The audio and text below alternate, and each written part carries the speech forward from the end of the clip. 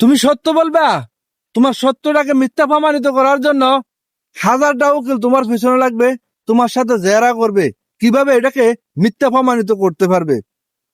আর তুমি একটা মিথ্যা বলবা, ওই মিথ্যাটাকে লক্ষ মানুষ এটাকে গ্রহণ করে নেবে সত্যভাবে। কারণ ওই সব মিথ্যাটাকে সবাই প্রাধান্য দেয়, আর সত্যটাকে মানুষ চাইবে ধরে মাইরে ফেলে। তুমি সত্যের বাত নাই, এই বর্তমান জগতে তুমি সত্য কথা কয়ে জায়গা টিকে থাকতে পারবে না। তবে এটাই সত্য যে তুমি সত্যটা দিয়ে জয় হইবা। মিথ্যাটা যত রমে চেষ্টা করো, 2 দিন 4 দিন ক্ষমতার জোর থাকবে না, সত্যটাই ফিরে আসবে, টিকে থাকবে। অর্থাৎ 2 দিনের সুখের জন্য মিথ্যাটার পিছনে কখনো পড়বে না, মুখ দিয়ে যখন সব সময় সত্যটা বলে যাবে। 2 দিনের জন্য বাদশা হিসাবে বেঁচে থাকবে।